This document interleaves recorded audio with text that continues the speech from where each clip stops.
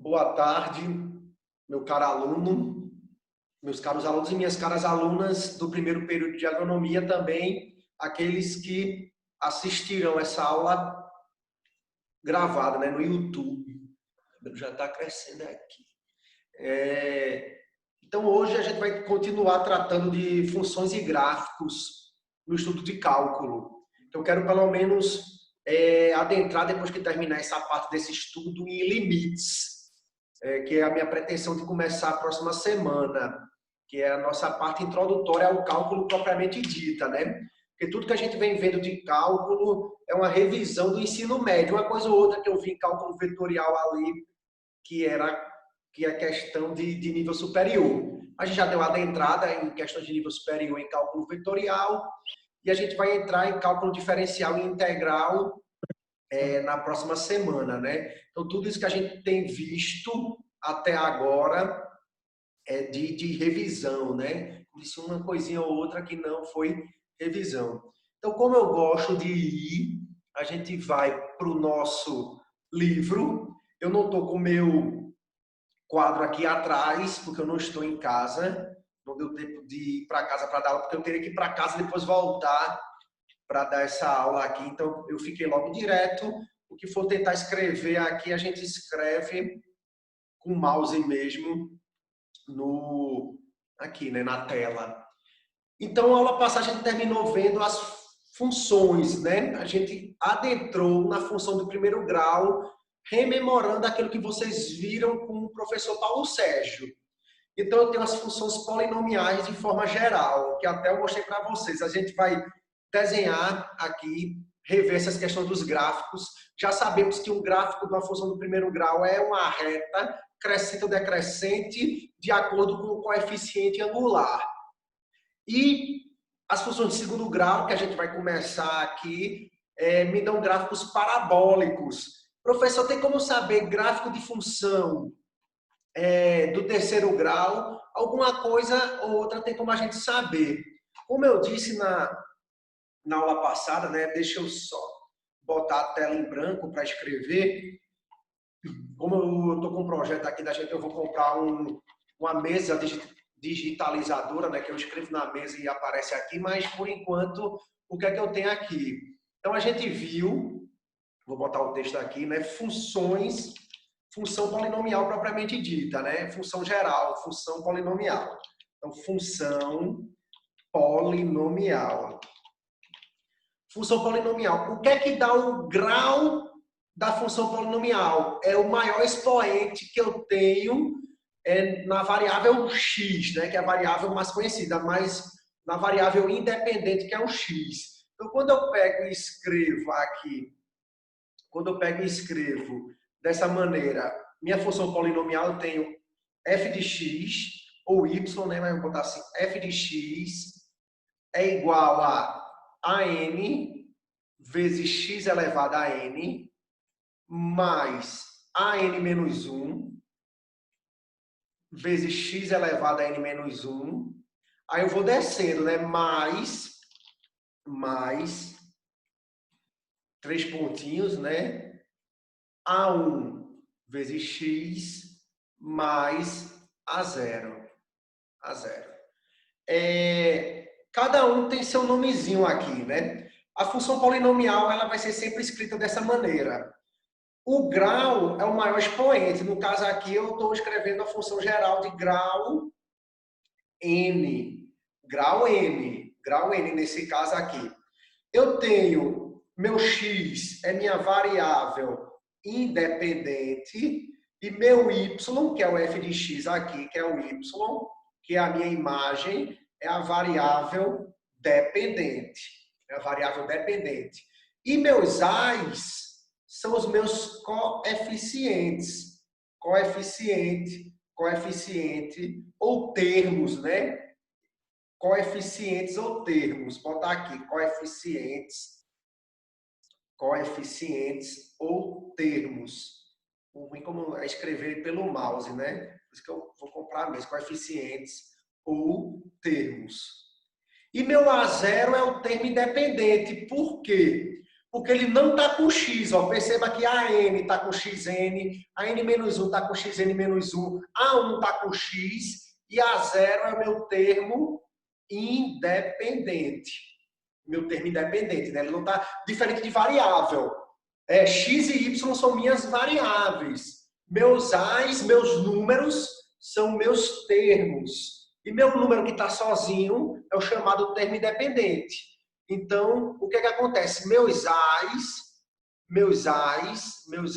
aqui eles pertencem ao conjunto dos números reais. São números. Quando eu pego e escrevo minha função assim, que eu mostrei na aula passada, vamos lá, f de x é igual, exemplo aqui, né? 2x mais 1. 2x mais 1. Aí a pergunta, qual tipo de função polinomial é essa, né? A gente vai ver, ó, eu tenho 2x. O x está elevado, o x quando está sozinho está elevado ao quê? A 1. Então isso aqui é a função do primeiro grau, ou de grau 1. Primeiro grau, ou de grau 1. Meu termo independente é o 1, é o meu A0. O meu 2 é o meu A1, na minha função aqui do primeiro grau. Quando eu pego uma função do segundo grau, só para você reconhecer, escreva assim, né? É uma função do tipo menos x ao quadrado mais 2x menos 1. O maior grau que eu tenho aqui é 2, ó. O maior expoente que eu tenho aqui é 2. Eu tenho o expoente 2, eu tenho o expoente 1, que ele não aparece, e tenho o expoente 0. Então, aqui é uma função do segundo grau. Quem são meus termos? Ó? A0 é menos 1, A1 é 2 e A2 é menos 1. A2 é menos 1. O que é que a gente é acostumado? Relembrando aqui, agora com outra cor. A gente é acostumado a fazer o seguinte. Ó. A função do primeiro grau ela é escrita do tipo f de x é igual a x mais b. Só mudando os coeficientes, né, de letras, mas é a mesma coisa. O meu B é o meu A0. O meu A é o meu A1. É só porque a gente se acostumou no ensino fundamental e médio a escrever dessa maneira, aí a gente traz isso para o nível superior. Porém, no ensino superior a gente trata assim, ó, como eu escrevi aqui. A gente trata, óbvio, eu sempre vou puxando, né? O B é o termo independente, né? O A. Então, são essas coisas que a gente trata aqui, ó. Só que meu A é meu A1, meu B é meu A0. É uma função do primeiro grau. É feita a função do segundo grau. A gente é acostumado no ensino fundamental e médio a escrevê-la assim, né? AX ao quadrado mais BX mais C, mais BX, só o X está saindo ruim aqui, mais C. A gente é acostumado a escrever uma função do segundo grau assim, mas que não muda nada, né? Porque meu C vai ser meu A0, meu B vai ser meu A1, meu A vai ser meu A2.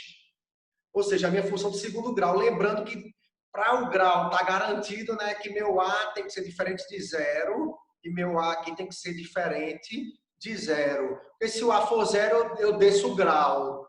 Se o A for 0, eu saio descendo o grau.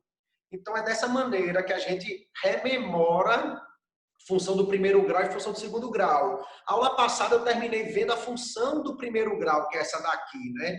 Que é essa função aqui. Então, o que é que ocorre nela? O meu A, eu disse que é o coeficiente angular. Então, é o coeficiente angular. Ele vai ser a tangente lá do ângulo que a reta faz com o eixo Y. Então, coeficiente angular. E o B, que é o meu termo independente, ele vai ser chamado de coeficiente linear. Coeficiente linear. Por isso que no ensino superior, a gente traz a função polinomial de forma geral, aqui, que é essa aqui que eu escrevi aqui. Por quê? Que a gente tem alguns reconhecimentos de forma geral. Eu não posso exatamente dividir, como a gente divide de forma didática. para vocês aprenderem melhor. Tipo, uma função do primeiro grau é essa, uma função do segundo grau é essa. O que é que ocorre para nós aqui? Eu tenho uma função de grau n, esse caso geral aqui, eu tenho uma função de grau n. Meu A0 é meu termo independente. Ou seja, quando eu construo o gráfico da minha função polinomial, a interseção do meu gráfico com o eixo y vai ser o termo independente sempre. O termo independente sempre. Então, meu A0 sempre vai ser, quando a gente for desenhar gráfico, aqui x, y, um gráfico doido qualquer. Aí o que é que eu pergunto para você? Quem é esse ponto aqui, a interseção do gráfico com o eixo y? Vai ser sempre o A0, ó. Vai ser sempre o A0. Então, na função do primeiro grau, o A0 é meu B. Ou seja, uma reta, quando toca no eixo y, eu tenho B. A função do segundo grau é uma parábola. A parábola, quando toca no eixo y, é o C. Mas a gente é acostumado já estou acostumando vocês a tratar o quê? Na função do primeiro grau, meu B é o A0. Na função do segundo grau, meu C é o A0. Ou seja, a interseção do gráfico com o eixo Y, como eu coloquei aqui. Então, a gente começa a ter essas noções. E o gráfico, quando toca no eixo X, então o gráfico aqui, vamos dizer, esse gráfico aqui ele continua descendo, exemplo, ele vai pegar aqui e vai tocar o eixo X. Vamos dizer que aqui ele só sobe, né? Ele é crescente. Então, ele toca aqui o quê? Ele toca o eixo X. E essa interseção do meu gráfico com o eixo X, a gente dá o nome de raiz. De raiz. Raiz. A gente dá o nome de raiz. E eu tenho até o teorema fundamental da álgebra, que diz o seguinte, ponham esse teorema na cabeça, né? Toda função polinomial de grau n me dá n raízes distintas no complexo. Distinta não, n raízes no complexo, no conjunto dos números complexos. Então, a função do primeiro grau tem uma raiz, a função do segundo grau eu tenho duas raízes. A questão é quando eu trabalho essa questão nos complexos, porque você aprende no ensino médio que a função do segundo grau me dá até duas raízes. Eu posso ter nenhuma, uma ou duas. Só que para os complexos eu sempre vou ter duas. É porque a gente diz não tem nenhuma raiz real. Tem uma raiz real e iguais, né? Duas raízes reais e iguais, né? Me dá uma raiz. Ou duas raízes reais. Mas nos complexos eu sempre vou ter duas raízes. Função de terceiro grau eu tenho 3 raízes. Função de quarto grau eu tenho 4 raízes no complexo.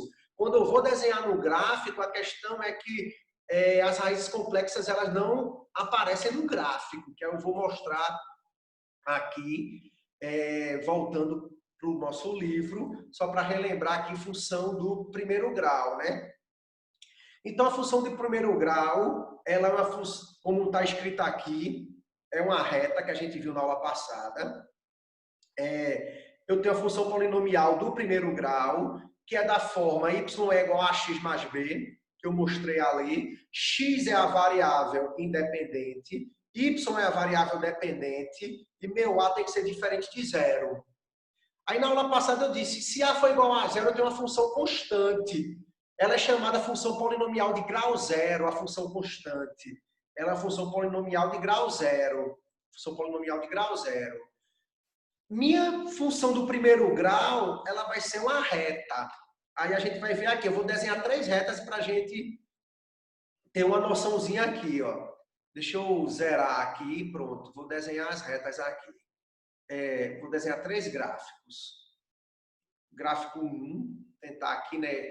Óbvio que eu tenho eixo X e eixo Y, deixa eu ver se eu... Pronto, eu desenho com flechinha. Eixo X, eixo Y, eixo X, eixo Y. Vou botar aqui embaixo a outra. Eixo X e eixo Y, para a gente entender aqui. Então, eu tenho X e Y, né? Eu vou agora escrever aqui.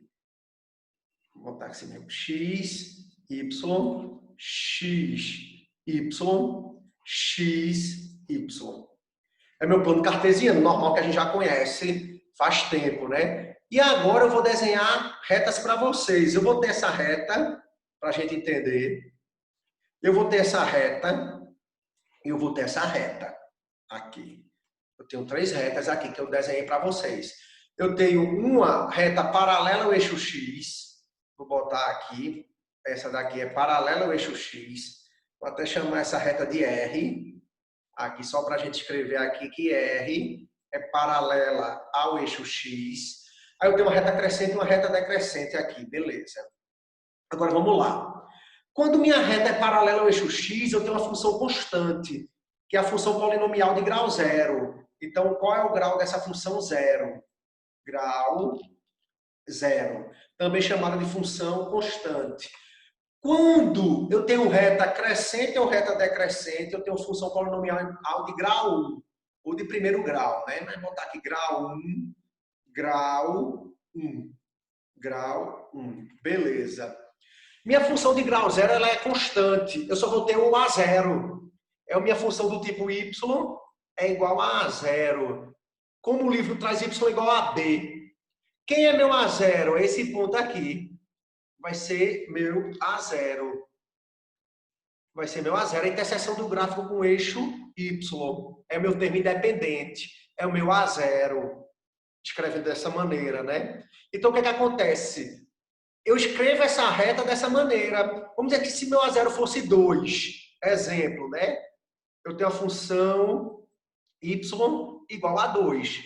Logo, meu gráfico aqui vai tocar onde? No ponto 2. Aqui é como se fosse o ponto 2 do exemplo. Se meu y for igual a menos 1, eu tenho uma reta aqui, no caso, né? Traçar uma reta aqui, botar aqui. Ou seja, essa reta aqui embaixo... Eita, égua. Vou conseguir voltar. Essa reta aqui embaixo, eu tenho o quê? Vamos dizer que esse ponto seja menos 1. Então, que função é essa daqui? Y é igual a menos 1. É minha reta paralela ao eixo X. Y é igual a menos 1. É onde ela passa no eixo Y, onde ela toca o eixo Y. Beleza. Esse meu gráfico aqui da direita é uma função do primeiro grau do tipo y é igual a x mais b. Essa minha função aqui embaixo também, y é igual a x mais b. Ela é uma função do primeiro grau. Ou a1x mais a0. Eu já sei que esse ponto aqui que ela toca o eixo y é b. Então, aqui é b, aqui é b. Já sei. Eu já sei o ponto que ela toca o eixo x é a raiz. Então, esse ponto aqui, que eu vou chamar de x', é a raiz, é a raiz. E como é que é a raiz da função do primeiro grau? Menos b sobre a. Menos b, a raiz é menos b sobre a. Não vou usar a linha, não. Vou usar a nomenclatura de ensino superior já. x1, no caso. Se eu tiver duas raízes x1 e x2. x1, que o linha é do ensino médio. Então, x1. Então, como é que eu calculo x1? Menos b sobre a.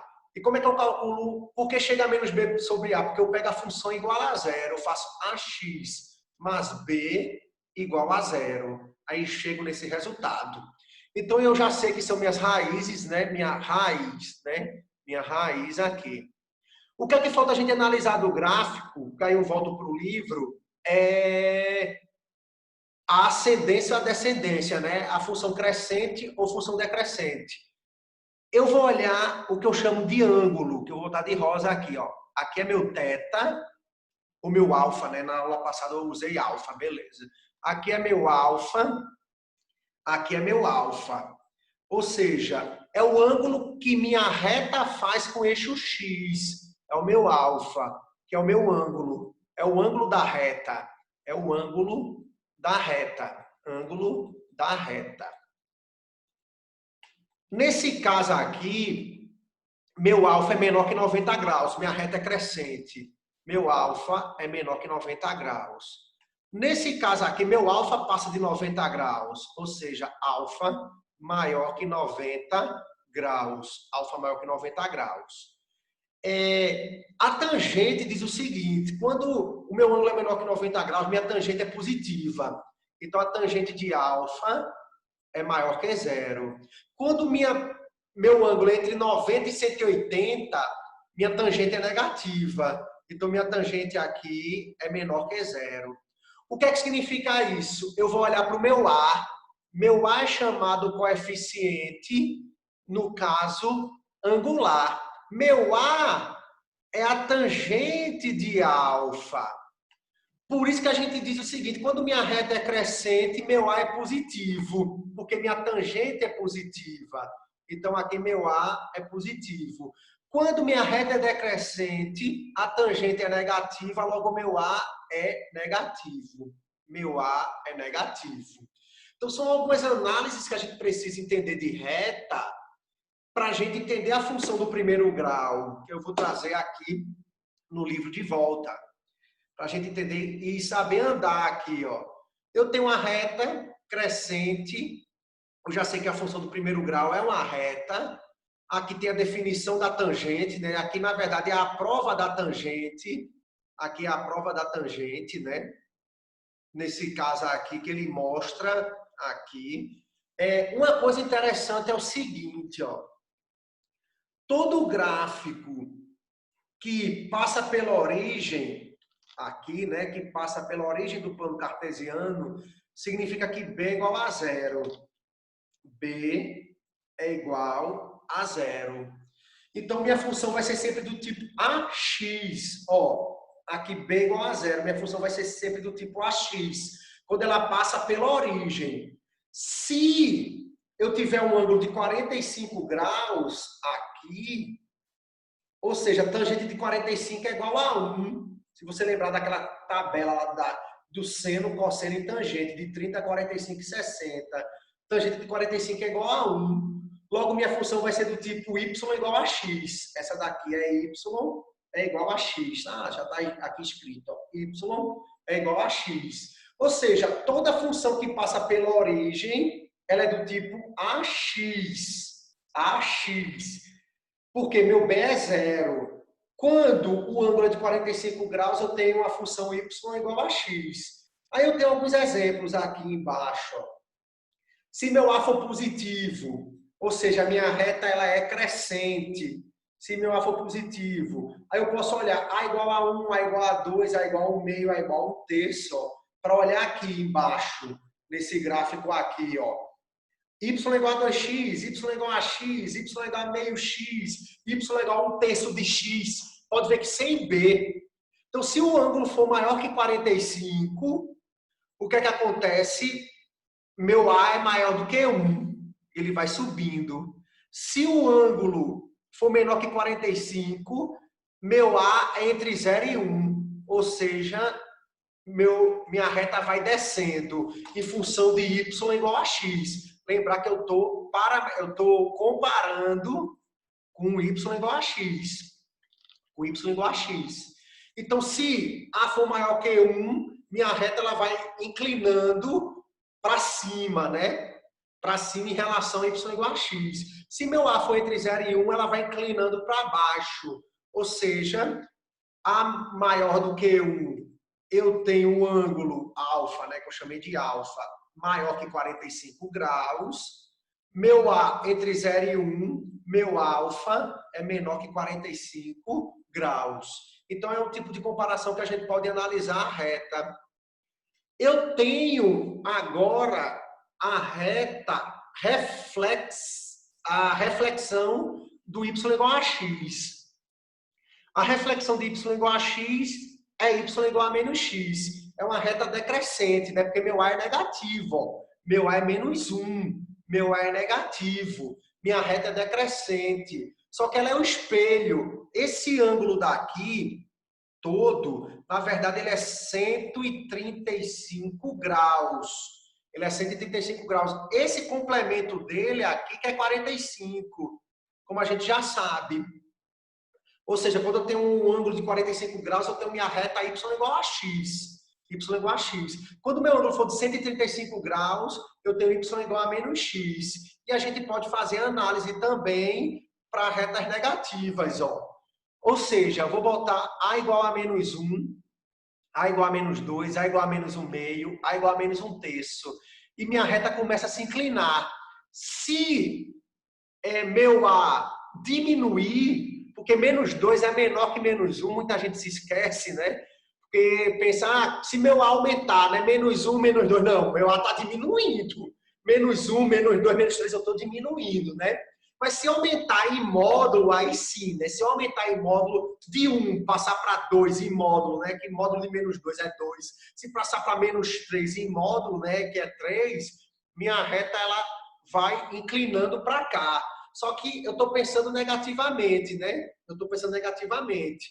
E se meu A ele for aumentando, mas diminuindo em módulo, né? Aumentando porque menos 1/2 é maior que menos 1, é maior que menos 1, minha reta começa a descer, minhas retas começam a descer.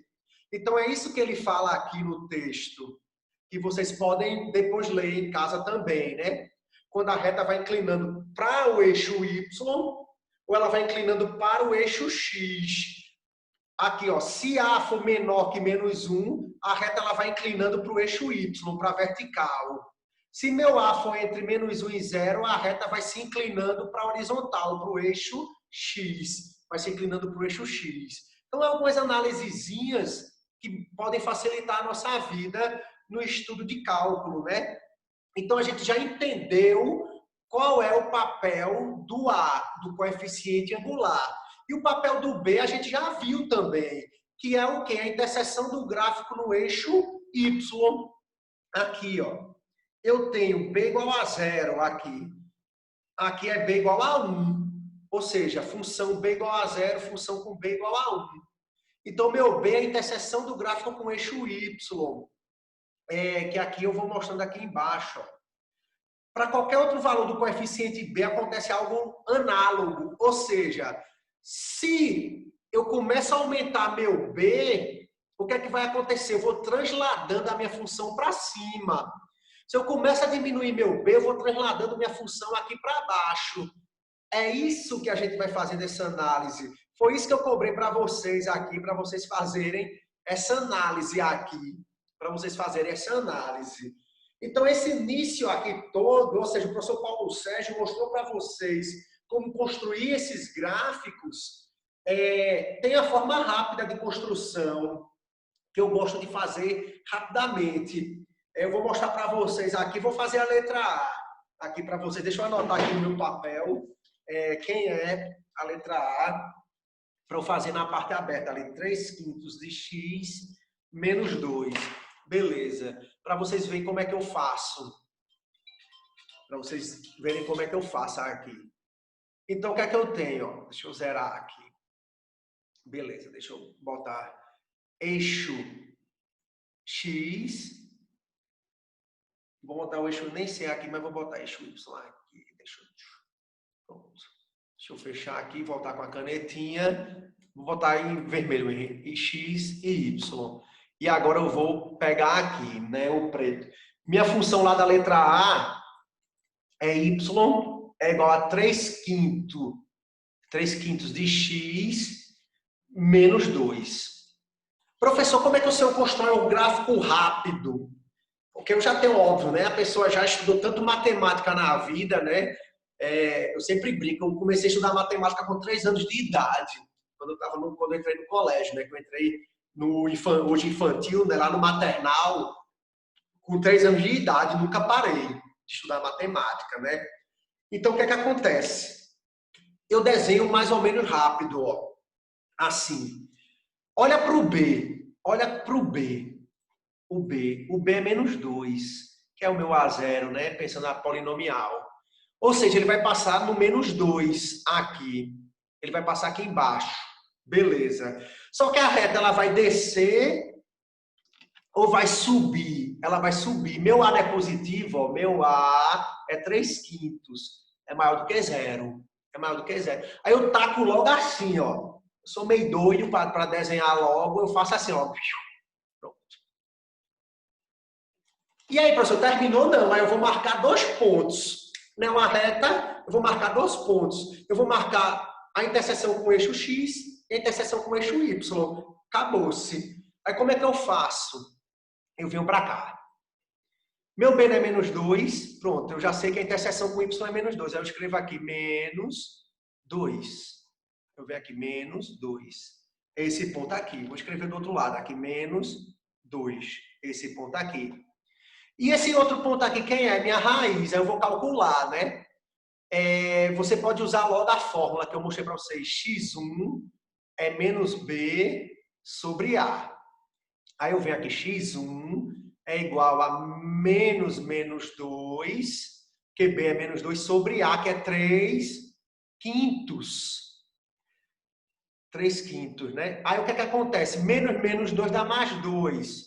Eu estou dividindo fração, eu repito a primeira, multiplico pelo inverso, dá de baixo.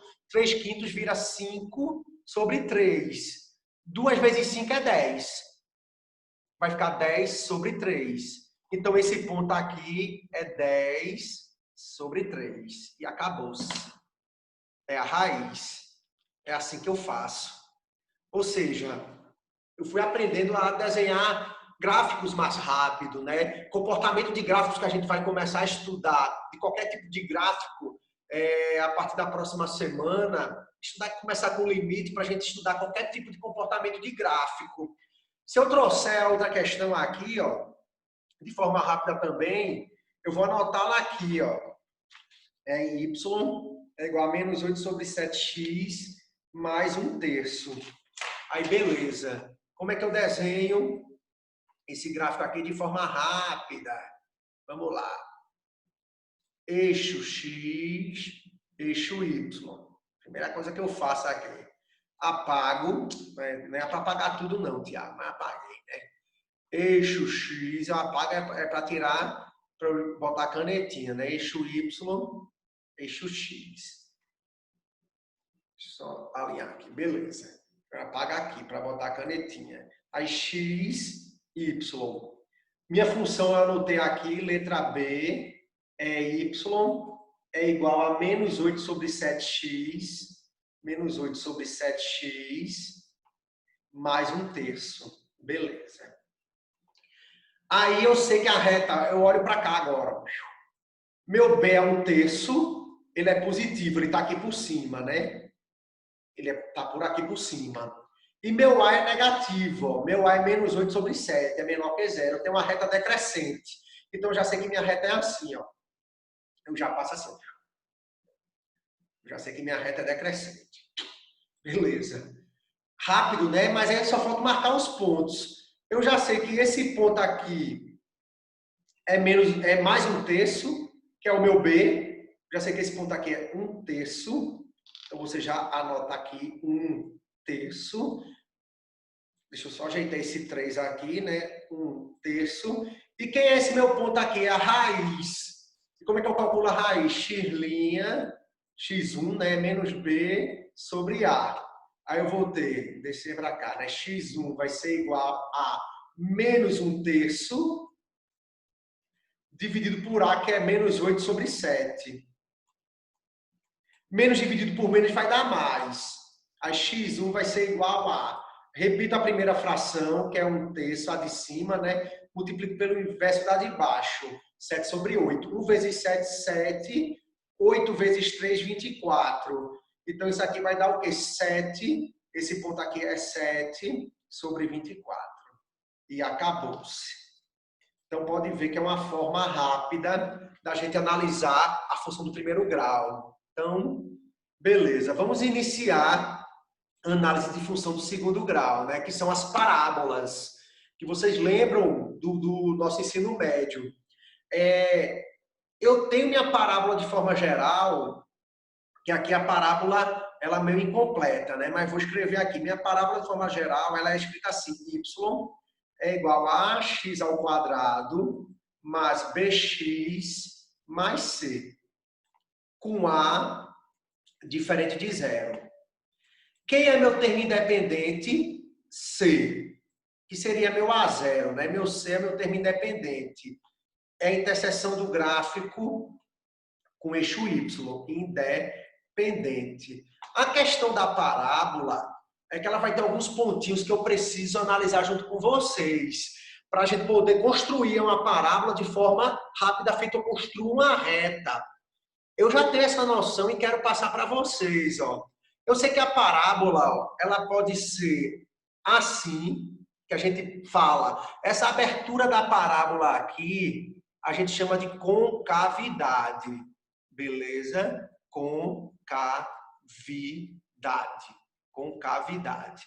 E a concavidade, ela pode estar para cima, no caso aqui, ou ela pode estar para baixo. Deixa eu pegar uma concavidade para baixo aqui, pronto.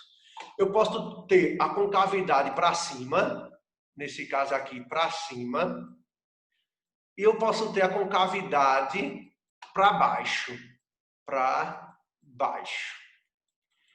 Quem me dá a concavidade da parábola é o A, do AX ao quadrado mais BX mais C.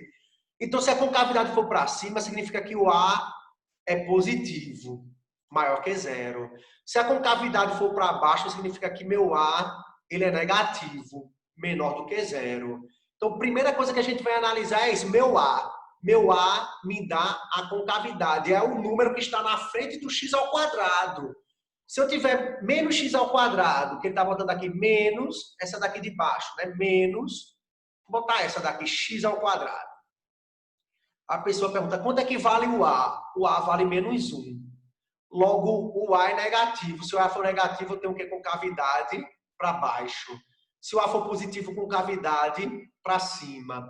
Então, meu A analisa o quê? A concavidade. A concavidade.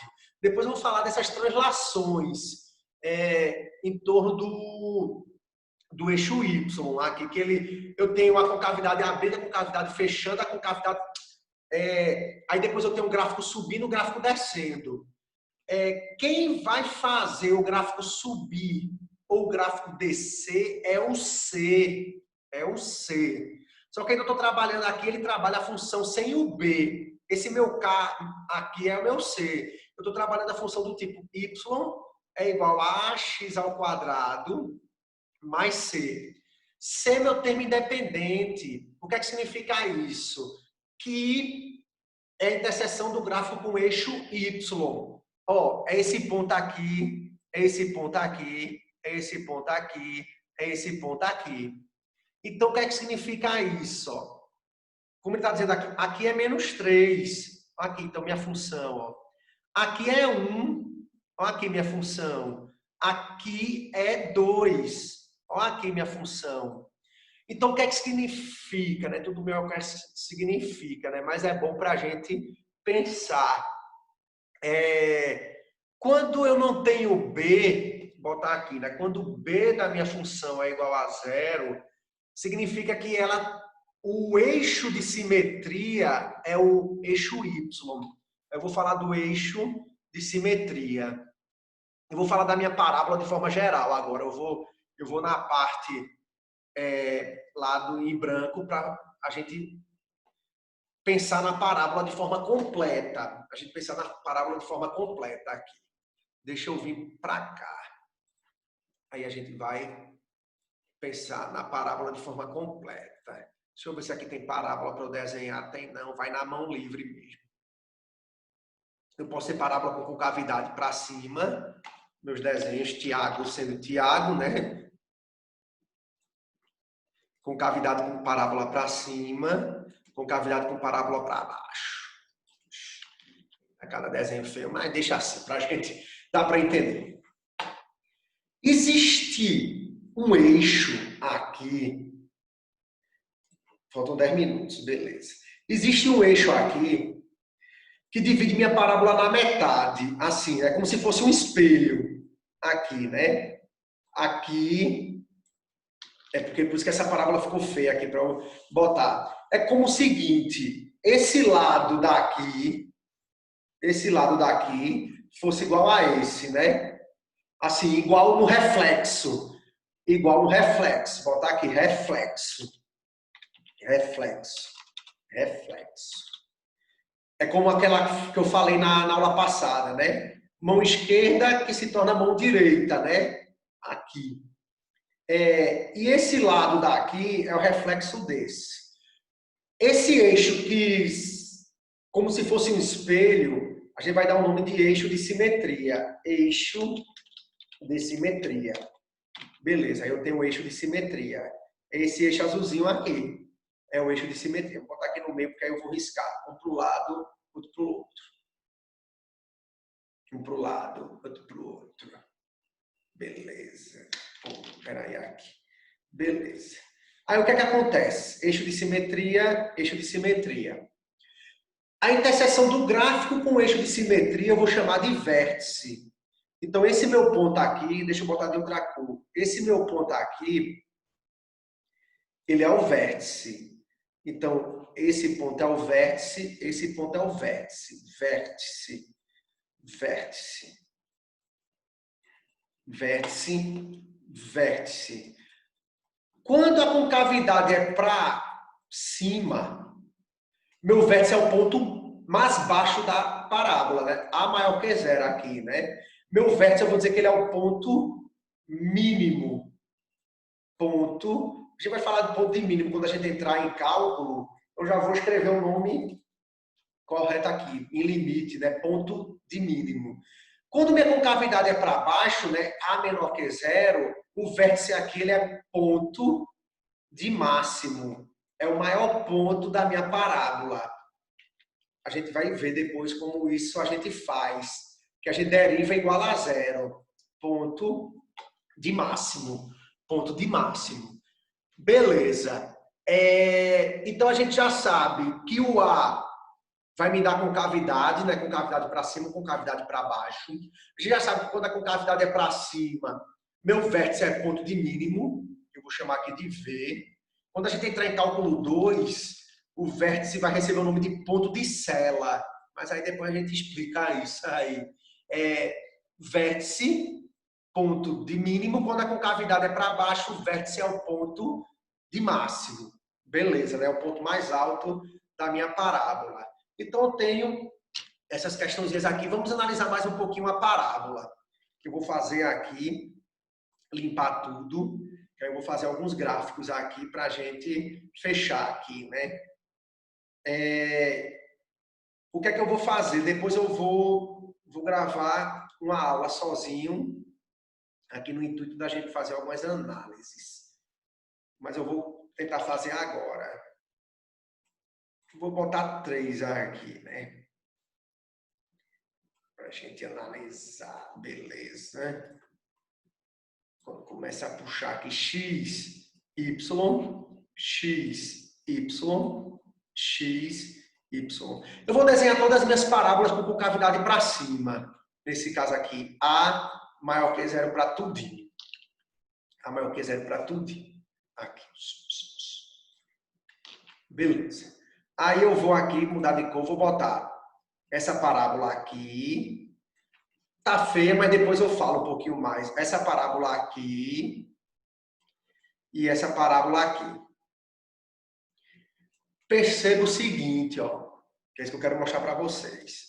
Aqui ela toca em 2 pontos. Aqui ela toca em um ponto só. Aqui ela não toca em nenhum. No eixo X, né? No eixo Y, aqui ela toca em um ponto.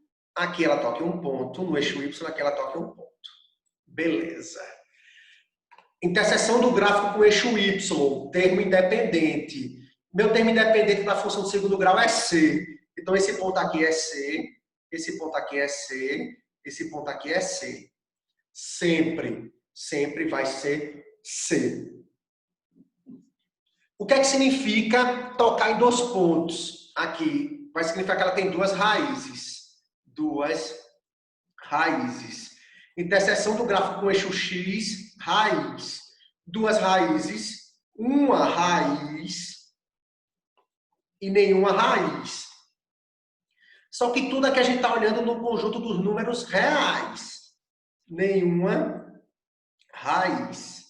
Nenhuma raiz. Beleza, beleza. Só que eu vou botar aqui tudo no R, conjunto dos números reais. Quem vai me dar essas raízes? Já já eu vou mostrar. Que é o tal do fator delta. O fator delta. Quem me dá a quantidade de raízes reais. Então, eu tenho isso aqui. Eu tenho essa análise aqui. É o meu fator delta. E eu posso ter minha concavidade para baixo também. Mas aí, já eu mostro para baixo antes de terminar o tempo. Meu fator delta, ele é calculado dessa maneira. Delta é b ao quadrado menos 4ac. Quem é esse BAC? É da minha função completa. Óbvio, se eu não tiver B, boto zero. Minha função completa do segundo grau é escrita assim, né? Y é igual a ax ao quadrado mais bx mais c. Então, meu A é quem está na frente do x ao quadrado. Aqui. Meu B é quem está na frente do x, o número. E meu C é meu termo independente. Então, quem me diz quantas raízes eu tenho, quantas raízes reais eu tenho, é o delta. Para eu ter duas raízes reais e diferentes, eu tenho duas raízes, meu delta ele vai ser maior que zero. Então, aqui eu tenho delta maior que zero. Quando eu tenho uma raiz, delta igual a zero. E para não ter nenhuma raiz real, delta menor que zero. Então, essa análise do meu gráfico é feita a partir do delta aqui. Então, vocês que tiverem depois vendo esse vídeo, é bom ver o vídeo até o fim, né? Estou falando disso agora. Tire um print disso aqui. Aí eu vou para o livro para a gente fechar. O livro, ele começa a fazer essas rotações aqui para a gente analisar o vértice, para fechar, né? Faz tudo isso aqui, ó. Ele chega trabalhando tudo isso aqui. Para tentar o quê? Achar as raízes sem precisar da fórmula de Bhaskara. Mas eu vou fechar aqui. Como é que eu determino meu vértice? Cadê? Ele chegou aqui embaixo, né? Vértice, pronto. Coordenadas do vértice de uma parábola. Como vimos, o gráfico de uma função x ao quadrado é uma parábola cujo vértice é o ponto 0, 0. Enquanto que o gráfico dessa função daqui é uma parábola cujos vértices é o ponto menos 3 sobre 4 e menos 2. Meu vértice, para a gente fechar aqui, ele vai ter as coordenadas que eu vou chamar x do vértice e y do vértice. Se a gente for fazer isso aqui, a gente vai ver, ó, eu tenho uma função aqui embaixo que eu vou ter que reescrevê-la assim, a partir de translações. Vai demorar muito para a análise matemática que a gente vai fazer no futuro. Então, ele diz que quem precisa de fórmula aqui no fim, a gente vai precisar de fórmula. Então, x do vértice, ele é determinado como menos b sobre 2a, e y do vértice é menos delta sobre 4a. E o delta é b ao quadrado menos 4ac. Beleza. X do vértice é menos b sobre 2a, y do vértice é menos delta sobre 4a. Então, com a aula terminando aqui, eu vou gravar sozinho uma aula resolvendo exercícios e depois vou cobrar isso para vocês próxima semana, né? Umas questãozinhas de exercícios de função de segundo grau, beleza? Então, tamo junto aí. Já vai cair primeiro período de agronomia, né? Não se esqueçam, estudem. A gente está terminando o semestre. Eu preciso que vocês saibam fazer essas análises.